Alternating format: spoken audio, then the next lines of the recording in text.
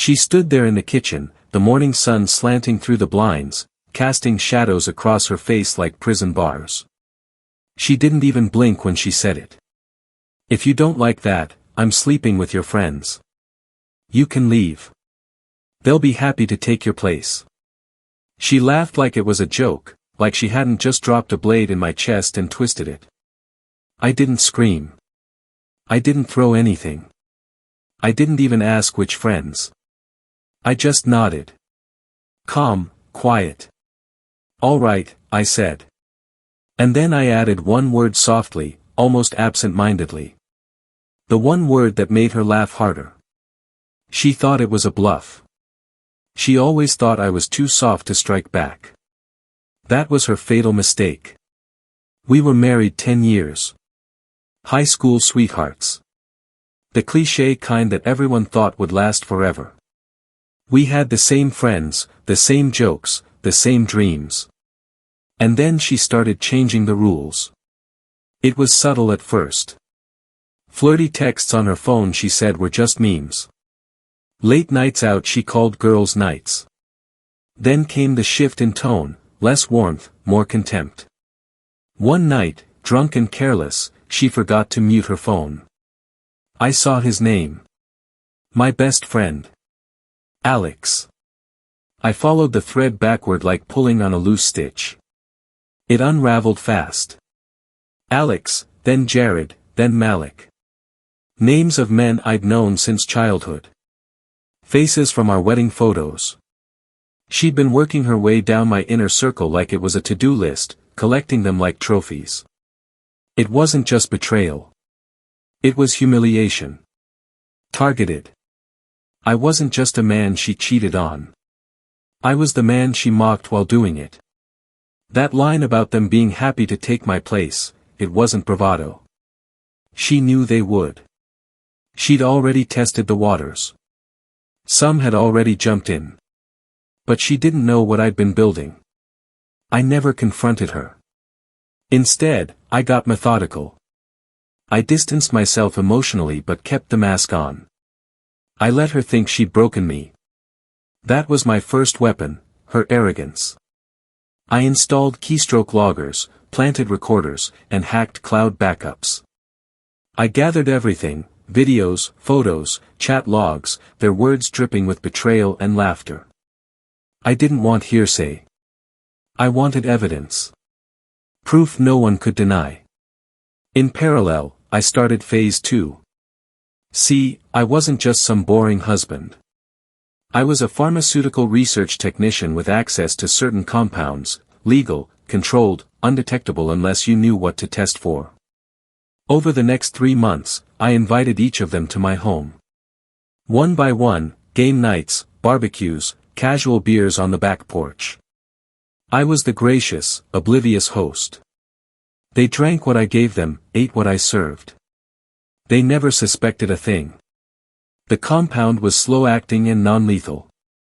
It mimicked the symptoms of severe viral neuropathy, random convulsions, temporary blindness, heart palpitations.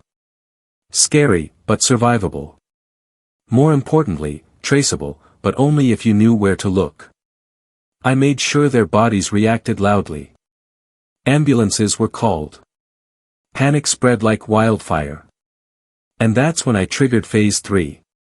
I anonymously sent the hospital staff a tip. Told them to test for a specific synthetic compound, one only used in private biotech trials. Not something your average doctor would ever think to screen for. The diagnosis came back the next day.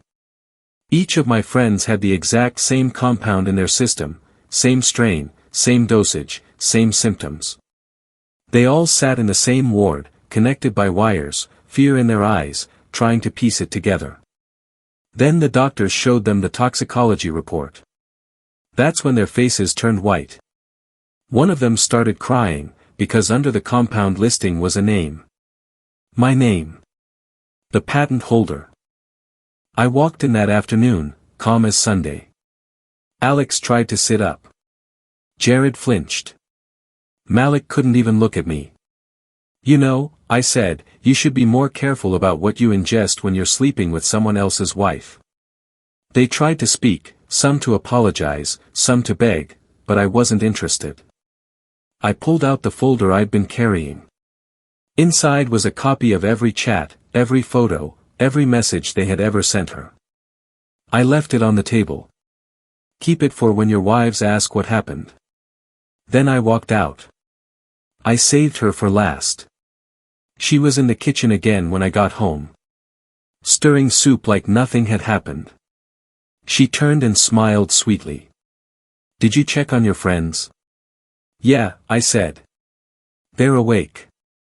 Should be home in a few weeks." Scared shitless. Her smile faltered. She knew me well enough to catch the edge in my voice.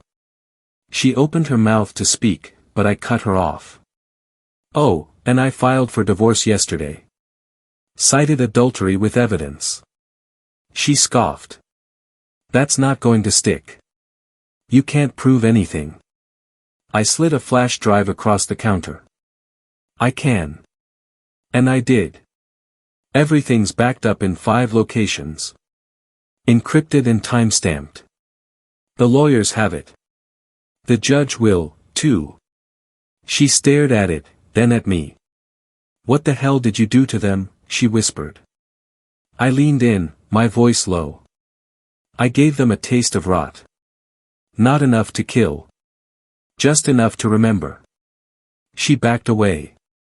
"And one more thing," I added, turning to leave. "Your daughter Claire, she left this morning. Said she didn't want to grow up like you." That's when the mask cracked. Her eyes widened, her hands shaking. "I didn't tell her anything," I said. "She figured it out herself. Funny thing about kids. Funny thing about revenge. People think it has to be loud and messy. It doesn't. Sometimes it's just a quiet nod, a single word, and a daughter who decides she wants better. I don't regret what I did. They played with poison. I just made sure they swallowed it."